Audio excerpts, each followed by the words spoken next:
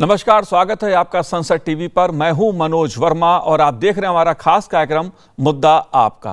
आज हम बात करेंगे पंच प्रण की। इस मुद्दे पर बात इसलिए करेंगे क्योंकि हाल ही में भारत के उपराष्ट्रपति जगदीप धनखड़ जी ने एनसीसी यानी राष्ट्रीय कैडेट कोर के गणतंत्र दिवस शिविर का उद्घाटन किया। इस मौके पर अपने संबोधन में उपराष्ट्रपति जगदीप धनखड़ जी ने एनसीसी कैडेटों से विकसित भारत के लक्ष्य को केंद्र में रखकर राष्ट्रीय परिवर्तन के लिए प्रतिबद्ध होने का आह्वान किया, जो 5 बुनियादी स्तंभों पर आधारित है। उपराष्ट्रपति जगदीप धनखड़ जी ने जिन 5 प्रण का उल्लेख किया, उसमें पहला सामाजिक सद्भाव, दूसरा जमीनी स्तर पर देशभक्ति के मूल्यों को बढ़ावा देकर पारिवारिक ज्ञान, तीसरा पर्यावरण संरक्षण, चौथा प्रण हमारी सभ्यता के लोकाचार में गहराई से उतरकर भारत मां का सम्मान करना और 5वां प्रण स्वदेशी एवं आत्मनिर्भरता का है। देशभक्ति को लेकर, राष्ट्र निर्माण को लेकर उपराष्ट्रपति जी ने कई महत्वपूर्ण बातें अपने संबोधन में कही हैं।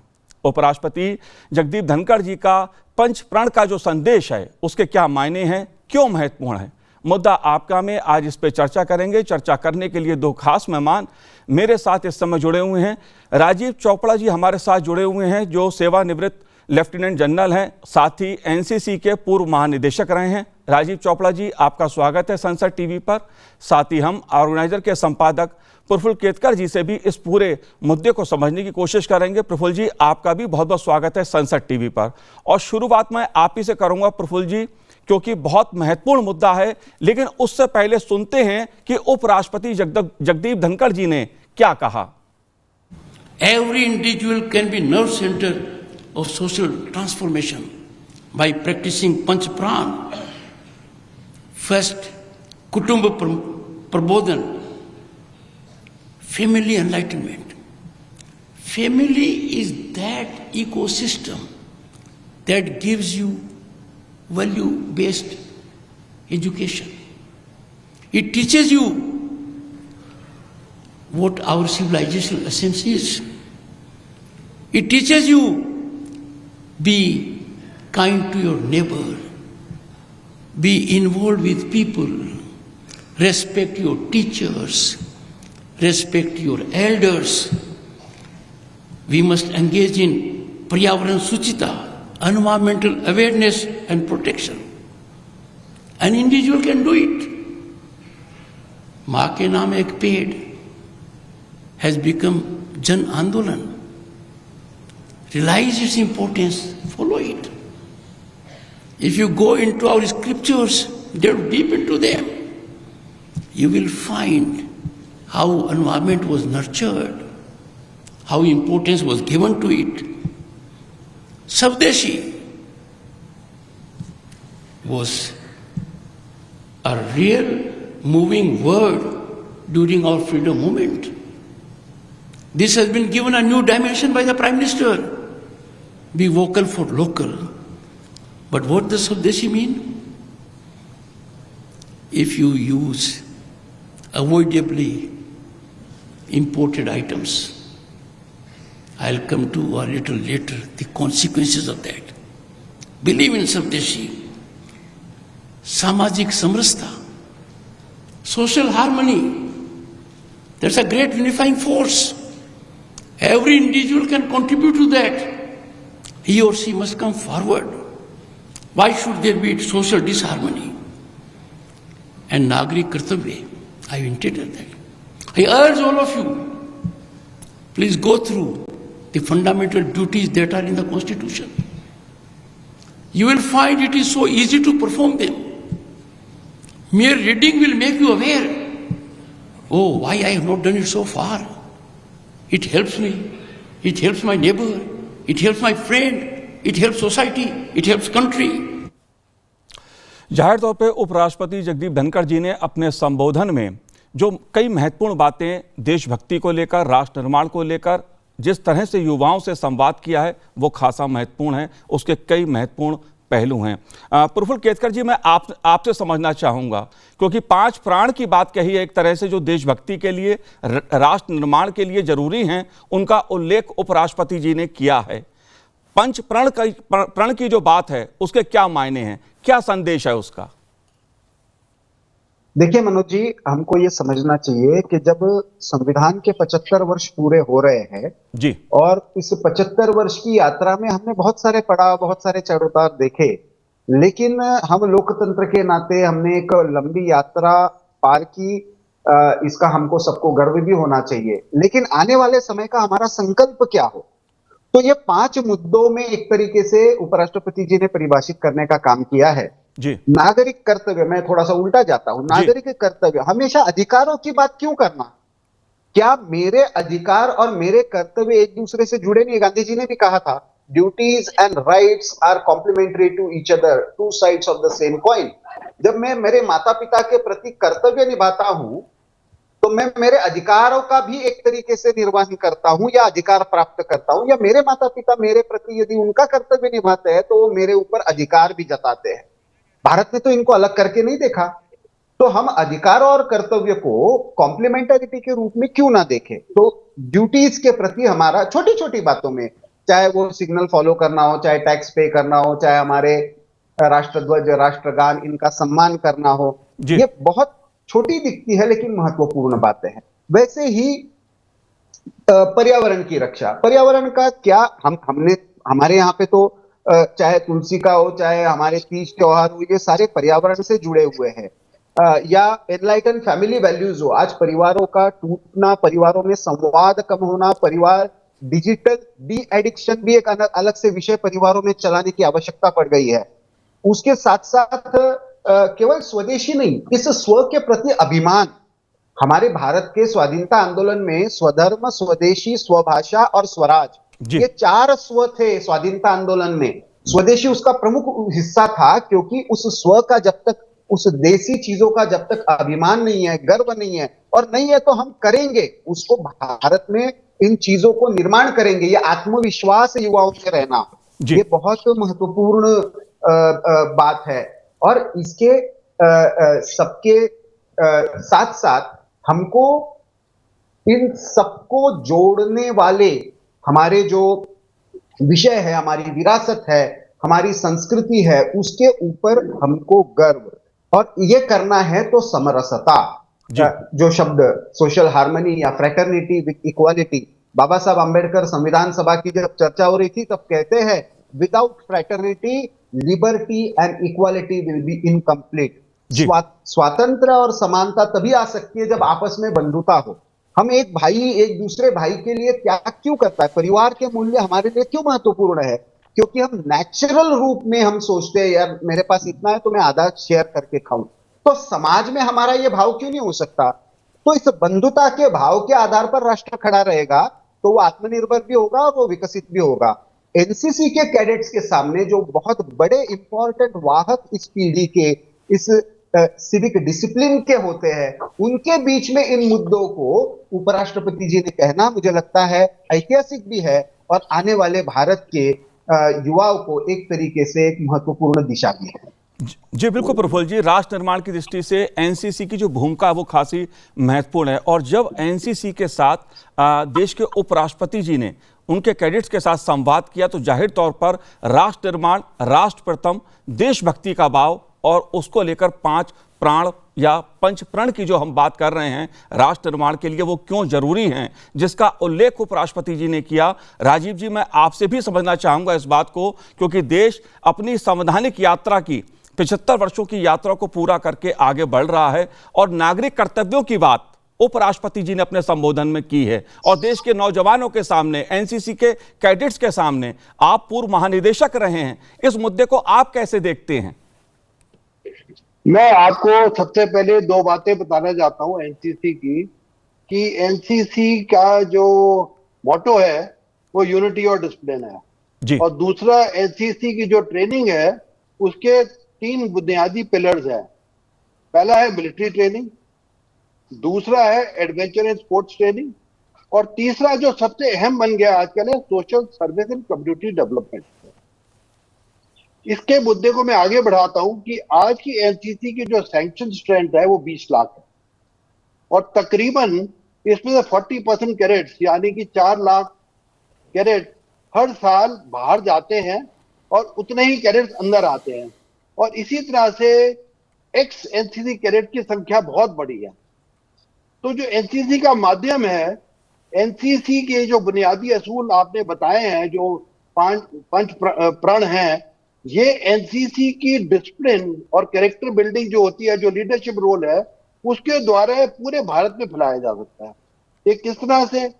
हर कैडेट, 20 कैडेट है, वो अपने परिवार, उनका परिवार 10 जनों का होता है, नेबरहुड है, फिर उसके दोस्त हैं, स्कूल वाले हैं, गली मोहल्ले में सब जगह ये पंचतंत्र का, एनसीसी की जो सोशल सर्विस और कम्युनिटी डेवलपमेंट प्रोग्राम के हिसाब से वो इस बात को फैलाते हैं, जिसमें आजकल बहुत बड़ा पर्यावरण, एनवायरनमेंट पे, नदियों को साफ करने पे, स्वच्छ भारत पे और नशाबंदी बंद करने पे बहुत कार्रवाई चल रही है। जैसे अभी मैं आपको बताना चाहता हूं कि एनसीसी ने अपने एनसीसी डे में 21 अक्टूबर को एक बहुत बढ़िया प्रोग्राम सेलिंग का स्टार्ट किया है, जो कि 1200 किलोमीटर कवर कर रहा है। ये है सेलिंग एक्सपेडिशन, जो कि कानपुर से लॉन्च हुआ है 21 अक्टूबर को, और ये कोलकाता तक गया है जी। इसमें ये 3 नदियां कवर कर रहे हैं, 2 नदियां कवर कर रहे हैं, गंगा और हुगली, और 3 स्टेट्स, यूपी, बिहार और कोलकाता। ये 1200 किलोमीटर 6 फेजेस में हो रहा है। ये रोज चल के और एक गांव में जाते हैं, वहां पूरी इंडिया की शोर लाइन, नदी और जो सीड बेड्स हैं वो क्लीन करते हैं। इन्होंने इस अभियान में 250 टन प्लास्टिक वेस्ट निकाला है, और इसी माध्यम से इसको पर्यावरण को सुरक्षा करने के लिए इन्होंने पूरे गांव वालों को, पूरे शहर वालों को संदेश दिया है जी। इसी तरह से एनवायरमेंट प्रोटेक्शन एक मुद्दा ये है। दूसरा, जैसे कि एनसीसी का मुद्दा आजकल चल रहा है, स्किल डेवलपमेंट पे बहुत जोर है कि भारत को स्वदेशी बनाना है, तो हर इंडिविजुअल पढ़ाई से ज्यादा स्किल डेवलपमेंट की तरफ तवज्जो देना पड़ेगा। एनसीसी में जो आजकल नए मुद्दे हैं, सिमुलेटेड ट्रेनिंग से कर रहे हैं, इनको ड्रोन डीआरडीओ लेके जाया जा रहा है, और इनको जो मॉडर्न टेक्नोलॉजीज हैं इनके बारे में बताया जा रहा है, जिससे कि जैसे साइबर अवेयरनेस, साइबर सिक्योरिटी, जिससे कि ये सब जगह ये फैलाएं, और इनकी जो स्किल डेवलपमेंट है, स्मॉल स्केल इंडस्ट्री लगा के हमारे भारत को सर्वश्रेष्ठ बनाएं और विकसित भारत का, हमारे भारतवर्ष का मुद्दा पूरा करें। क्योंकि हम हर चीज अपने आप बनाएंगे, आत्मनिर्भर भारत बनेंगे, तभी हम इंपोर्ट कम करेंगे और हम विकसित भारत, तभी डेवलप्ड इंडिया हो सकते हैं। जी बिल्कुल बिल्कुल राजीव जी, एनसीसी कैडेट से देश के जो दूसरे नौजवान हैं वो भी प्रेरणा लेते हैं और एक आदर्श बल के रूप में स्थापित हुआ है एनसीसी। लेकिन प्रफुल्ल जी, मैं आपसे समझना चाहूँगा, क्योंकि सामाजिक समरसता का मुद्दा जो है वो खासा महत्वपूर्ण है, क्योंकि जब हम विविधता की बात करते हैं राष्ट्रीय एकता के संदर्भ में, तो सामाजिक समरसता का मुद्दा या सामाजिक सद्भाव का मुद्दा, जिसका उल्लेख उपराष्ट्रपति जी ने अपने संबोधन में किया कि सामाजिक समरसता के साथ समाज को, राष्ट्र को आगे बढ़ना है विकसित लक्ष्य को हासिल करने के लिए। इस पहलू को आप कैसे देखते हैं? क्या तात्पर्य है इससे? देखिए मनोज जी, हमको ये समझना चाहिए कि अलग अलग विषयों पर समाज में भेद, असंतोष, द्वेष, एक दूसरे के प्रति वैर भाव पैदा करने के लिए आज बहुत सारी शक्तियां काम कर रही है, देश के अंदर भी, देश के बाहर से भी जी। और जिसको अंग्रेजी में फॉल्ट लाइंस कहा जाता है, समाज में भेद के बिंदु निकालकर। हमने तो हमेशा डाइवर्सिटी को सेलिब्रेट किया है। हम केवल यूनिटी इन डाइवर्सिटी वाले नहीं है, हम मानते हैं कि डाइवर्सिटी ये एक ही यूनिटी का मैनिफेस्टेशन है, उसी का प्रकटीकरण है। इसलिए हम विविधता का उत्सव मनाते हैं, लेकिन उस एकत्व को अनुभव करते हैं। भारत में बहुत सारे नववर्ष मनाए जाते हैं, अलग अलग उनके नाम हैं, उनको मनाने का तरीका अलग अलग है, लेकिन आप सामान्य व्यक्ति को पूछेंगे, और खास करके अनपढ़, कम पढ़े लिखे को पूछेंगे कि ये नववर्ष क्यों मनाते हो, तो उसका उत्तर वो एक ही देगा कि भाई हमारा पर्यावरण का चक्र यहां से शुरू होता है, हमारे खेती का नया सीजन शुरू होता है, हमारी ये मान्यता है, इसलिए हम इस धान की पूजा करते हैं। कभी बैसाखी कहते हैं, कभी गुड़ी पाड़वा कहते हैं, उगादी कहते हैं, विशु कहते हैं, बिहू कहते हैं। नाम अलग अलग होंगे, लेकिन उसके पीछे का दर्शन एक ही है कि इस प्रकृति के साथ हमको जुड़ना है। जी। तो उस दर्शन के साथ जुड़ते हैं, तो हम एक दूसरे के साथ भी जुड़ते हैं। इसका मतलब ये थोड़ी है कि हमारे नववर्ष अलग अलग हो गए। उन नववर्ष हमने अलग अलग दिखते हुए भी एक रूप में भारत में मनाने की कुंभ किसका है? यदि हमारे सारे जाति बिरादरी, सारे अखाड़े, सारे पंथ इकट्ठा होते हैं और भारत के लिए अच्छा क्या करना उसका संकल्प लेते हैं, उस ज्ञान को समाज में क्या लेकर जाना, उस ज्ञान के अमृत को कैसे लेकर जाना जी, तो ये सद्भाव जो है उसको बनाए रखना, आपसी विश्वास और तालमेल, इस ऊपरी दिखने वाले हमारी विविधता को भेद और भेद को दुश्मनी में लेकर जाने का जो षड्यंत्र चल रहा है उससे हमको निकलना है।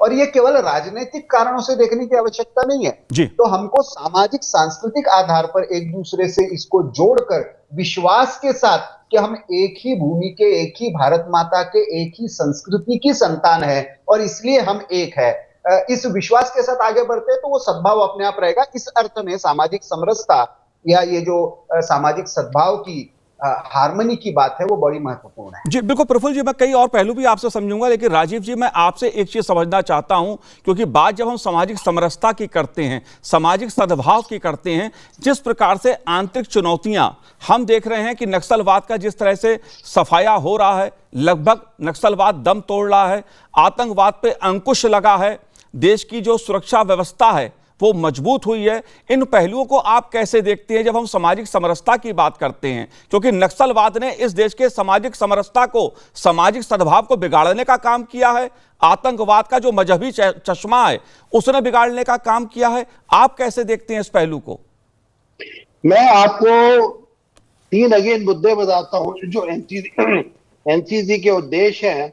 एक है यूथ एम्पावरमेंट, दूसरा है नेशन बिल्डिंग और तीसरा जो हम जिस पे बात करें वो नेशनल इंटीग्रेशन। जी, मैं इस पे अभी थोड़ा बात करना चाहूंगा। जी, जैसे मैंने बताया कि आज की सैंक्शन स्ट्रेंथ 20 लाख है, ये पूरी 28 स्टेट्स और 8 यूनियन टेरिटरी कवर कर रही हैं।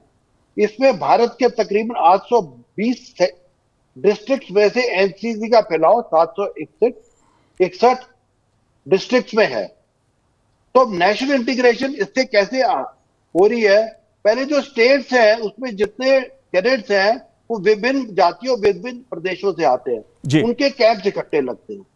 उसके बाद जो प्रधानमंत्री जी ने भी बताया है, कैंप का नाम एक भारत श्रेष्ठ भारत, और एक ऐसे ही है नौसेना कैंप, वायुसेना कैंप और थल सेना कैंप। इसमें हर स्टेट के कैडेट्स आते हैं, अपना कल्चरल एक्सचेंज करते हैं, उनके सोशल हार्मनी के बारे में बातें करी जाती हैं और वो एक दूसरे के दोस्त बन जाते हैं। जैसे कि आपको मालूम है कि अभी रिपब्लिक डे शिविर चल रहा है, रिपब्लिक डे कैंप जी, दिल्ली में चल रहा है।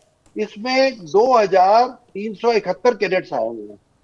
ये पूरे भारतवर्ष को रिप्रेजेंट करते हैं, 28 स्टेट्स और 8 यूनियन टेरिटरी। और इसमें नॉट ओनली भारतवर्ष, 18 हमारे पड़ोसी देश और जो हमारे दोस्त देश है वहां के भी कैडेट आए हुए यूथ एक्सचेंज प्रोग्राम में। तो मान लीजिए हम कितनी नेशनल इंटीग्रेशन कर रहे हैं, कितनी एक दूसरे के सद्भाव ला रहे हैं, एक दूसरे सोशल सिक्योरिटी ला रहे हैं। और अभी जो लास्ट 3-4 साल में हुआ है, जब मैं रिटायर हुआ तो उससे पहले हमने प्रधानमंत्री जी के निर्देश पे 1 लाख वैकेंसीज बॉर्डर एरियाज में दिए हैं। और आप आतंकवाद की बात कर रहे थे, इसी तरह से कोस्टल एरिया में दिए हैं। और हमने ये नक्सलवादियों के एरिया में भी एक्स्ट्रा एनसीसी वैकेंसी दी है, जहां को यूथ में नेशनलिज्म की भावना लाई जा रही है, वहां उनकी मिलिट्री ट्रेनिंग कराई जा रही है, उनको जज्बा लाया जा रहा है, उनकी स्किल डेवलपमेंट की जा रही है, उनको राष्ट्रवादी बनाया जा रहा है।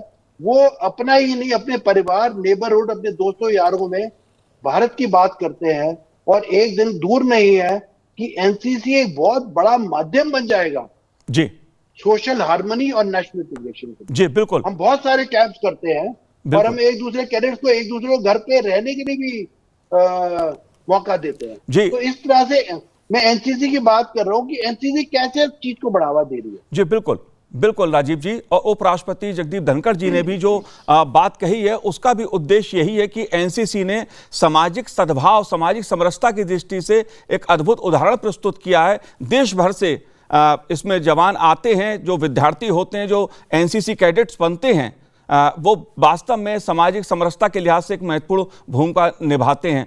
प्रफुल्ल जी, मैं आपसे समझना चाहूंगा, क्योंकि पर्यावरण संरक्षण की बात पर जोर दिया है उपराष्ट्रपति जी ने, साथ ही स्वदेशी और आत्मनिर्भर भारत, ये महत्वपूर्ण पहलू हैं। आप कैसे देखते हैं इन मुद्दों को?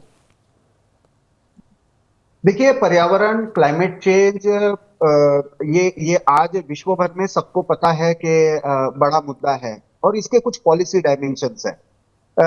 गाड़ियों का उपयोग कितना करना, पेट्रोल करना या ईवी करना, ये सारे बड़े पॉलिसी विषय के डिबेट है।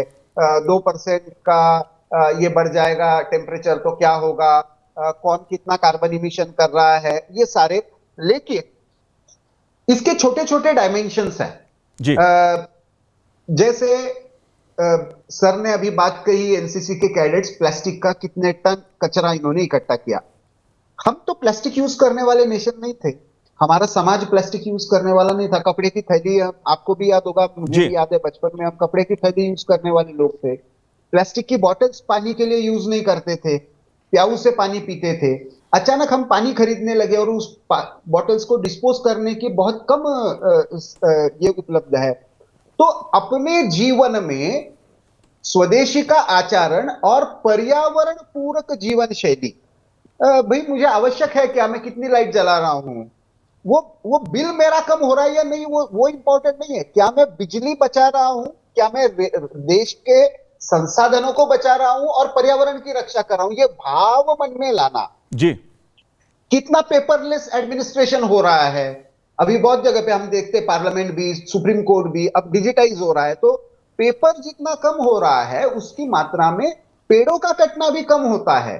तो कुछ चीजें जो है जिसको हम रुक नहीं सकते, हमको विकास की गति अपनी बनाए रखने के लिए उसमें आगे बढ़ना ही होगा। जी। लेकिन व्यक्तिगत जीवन में हम छोटी छोटी बातें आचरण में लग के, क्या सिंगल यूज प्लास्टिक का हम पूरी तरह से उपयोग रोक सकते हैं क्या?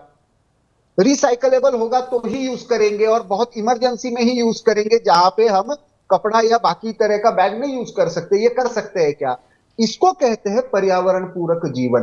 तो अपने जीवन को इस, और वो स्वदेशी के आधार पर हो, मेरे यहाँ पे जो मिलता है वो लोकल चीज में मेरे यहाँ की लूंगा, मेरे प्रांत की है तो उसको प्रेफरेंस दूंगा, फिर मेरे पड़ोसी प्रांत की है तो उसको दूंगा, अपने देश की बनी है तो उसको दूंगा, और बिल्कुल मजबूरी है तो ही हम बाहर से लाएंगे। अब बड़ी टेक्नोलॉजी है, बड़े जहाज है, हमको बाहर से लाना पड़ रहा है। लेकिन हमने देखा पिछले 4-5 साल में सरकार ने अपनी नीति में परिवर्तन किया, तो आज ऐसी स्थिति है कि 200 डिफेंस के भी प्रोडक्ट्स आज हमारी घरेलू कंपनियां बनाने लगी है, उसका इंपोर्ट हमने बंद कर दिया। तो ये स्वदेशी का और आत्मनिर्भरता का भाव है, लेकिन ये व्यक्ति के भी व्यक्तिगत जीवन में, आचरण में आना चाहिए, तब वो राष्ट्र का भाव बनेगा। इंडिविजुअल कॉन्शियसनेस, व्यक्तिगत चेतना, ये राष्ट्र चेतना बन जाती है। और उसी के तरफ उपराष्ट्रपति जी ने एनसीसी कैडेट के सामने एक अपना इशारा किया है कि आप ये व्यक्तिगत जीवन में रहोगे तो ये राष्ट्र जीवन का भी विचार बनेगा।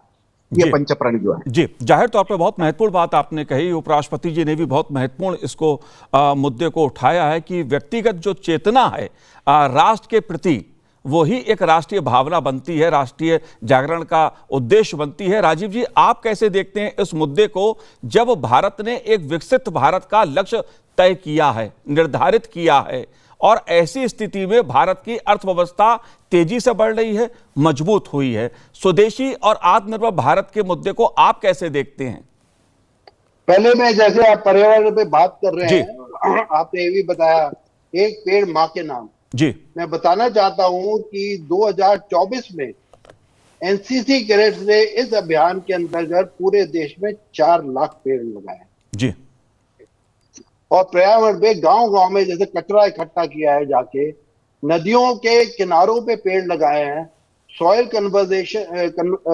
कंजर्वेशन, और ये जो अपना आपका सिंगल यूज प्लास्टिक, दूसरा ये अपना रिवर्स ऑफ इंडिया और कावेरी कॉलिंग, इन सब में हर स्टेट में अलग अलग मुद्दे हैं पर्यावरण को लेके। वो उन्होंने सब में स्टेट्स ने बहुत बढ़ चढ़ के काम किया है और स्टेट एडमिनिस्ट्रेशन के साथ बहुत काम किया है। अब मैं आता हूं आपका आत्मनिर्भर भारत। आत्मनिर्भर भारत तभी बनेगा कि हर हिंदुस्तानी, हर भारतवर्षी आत्मनिर्भर बने। जी। वो खरीदे ना, वो बेचने वाला बने। तो उसके लिए एनसीसी बहुत बढ़ावा दे रही है। इनकी 2 योजना अभी स्टार्ट हुई हैं। एक है इनका स्किल मंथन और दूसरा है कौशल कैंप्स। इसके अंतर्गत इनको ये छोटी छोटी स्किल जो कि एनसीसी कैडेट्स अपने गांव में, शहर में, डिस्ट्रिक्ट में कर सकते हैं, और ना केवल स्किल डेवलपमेंट, अपनी स्किल डेवलपमेंट करेंगे और वो नौकरी ढूंढने की जगह नौकरी प्रोवाइडर बन जाएंगे। अगर हम नौकरी ढूंढने की जगह नौकरी प्रोवाइडर बनेंगे, इसी को एम को लेके हम विकसित भारत बनेगा। और हमारा वोकल फॉर लोकल अभियान भी बहुत जोर शोर से चलता है एनसीसी में। चाहे वो उनके एनसीसी कैंप में है, हर चीज लोकल आती है। आसपास के, जैसे अभी प्रफुल्ल जी ने बोला कि गांव से उस डिस्ट्रिक्ट का सब चीज आया जाता है। इस तरह से एक एनसीसी के डायरेक्टर जनरल भूतपूर्व होने के वजह से मैं बताना चाहता हूं कि एनसीसी का योगदान विकसित भारत @2047 में बहुत बड़ा योगदान रहेगा। ना ये कैडेट आज कर रहे हैं, पर ये कैडेट कल के युवा जो हैं, ये कल के सिटीजन्स ऑफ इंडिया बनेंगे और ये बहुत लीडरशिप रोल्स में जाएंगे। और इनकी जो बुनियाद हम बना रहे हैं वो इतनी स्ट्रांग होगी कि ये सब जगह, ये चाहे सोशल मीडिया से हो या अपने लीडरशिप रोल्स में हो, इन मुद्दों को आगे बढ़ाएंगे और स्वदेशी और आत्मनिर्भर भारत की नींव बहुत जोर शोर से करेंगे। और मेरे को पूरी उम्मीद है कि आने वाली पीढ़ियां, जो अमृत पीढ़ी कहलाई जा रही है, 2047 में विकसित भारत का लक्ष्य पूरा न करके हम दुनिया की पहली 3 शक्तियों में से एक होंगे। जी, बिल्कुल प्रफुल्ल जी, राष्ट्र प्रथम का दृष्टिकोण के साथ ही राष्ट्र निर्माण का कार्य, इस पे जोर दिया है उपराष्ट्रपति जी ने। साथ ही जो महत्वपूर्ण बात कही है कि जो परिवार को लेकर उन्होंने एक महत्वपूर्ण बात कही है कि हम अपनी संस्कृति पर गर्व करें और गौरव के साथ राष्ट्र निर्माण के कार्य में जुटें, ये आह्वान किया। इसको आप कैसे देखते हैं? देखिए, भारत में इंडिविजुअल ये इकाई नहीं है, कभी भी परिवार ये इकाई रही है, चाहे हमारे विकास की हो, चाहे सामाजिक सहभागिता की हो। और उस परिवार की व्यवस्थाओं पे, परिवार के मूल्य पर जब हमको, अभी क्या हुआ है, परिवार में संवाद कम हो गया है, परिवार में आपसी तालमेल का अभाव है। दो व्यक्ति साथ में रह रहे हैं या केवल हमारे दो से हम संयुक्त परिवार से न्यूक्लियर फैमिली से अब भारत में डिवोर्स रेट बहुत बढ़ रहा है क्योंकि आपस में संवाद का ये कम हो गया। ऐसे में हमको और ये परिवार हमारे शिक्षा के, जैसे उपराष्ट्रपति जी ने कहा कि हमारी पहला एजुकेशन का सेंटर परिवार हुआ करता था। माता से, दादा दादी से, पिता से, अपने बड़े भाई बहनों से जो हम सीखते थे, वहां से हमारी लिखाई पढ़ाई जीवन की शुरू होती थी। लाइफ स्किल्स, लाइफ स्कूलिंग वहां से शुरू होता था। उस परिवार संस्था का बिखरना यानी भारत की आत्मा पर चोट है। इसलिए उन पारिवारिक मूल्यों को, उस कुटुंब प्रबोधन को, एनलाइटेंड फैमिली इंस्टीट्यूशन जिसमें हम आपस में संवाद करें, केवल मतलब दो साथ में बैठे हैं लेकिन एक दूसरे, हम अपना अपना मोबाइल लेकर बैठे हैं और व्हाट्सएप पर चैट कर रहे हैं, तो वो संवाद नहीं है। संवाद तो वो होता है जब हम एक दूसरे के भाव को, एक दूसरे के कलेक्टिवली मिलकर कुछ कर रहे हैं। तो उस संदर्भ में मुझे लगता है कि राष्ट्र के लिए परिवार का मजबूत होना उतना ही महत्वपूर्ण है। बिल्कुल जाहिर है प्रफुल्ल जी, जाहिर सी बात है, उपराष्ट्रपति जगदीप धनखड़ जी का राष्ट्रीय परिवर्तन के लिए पांच प्रण का या स्तंभ का जो संदेश है देश के युवाओं को प्रेरणा देगा। प्रफुल्ल जी, आपने हमसे बात की, बहुत बहुत शुक्रिया, बहुत बहुत धन्यवाद संसद टीवी से बात करने के लिए। राजीव जी, आपका भी बहुत बहुत शुक्रिया, बहुत बहुत धन्यवाद। तो आज इस कार्यक्रम में इतना ही, मुझे दीजिए आज्ञा, नमस्कार।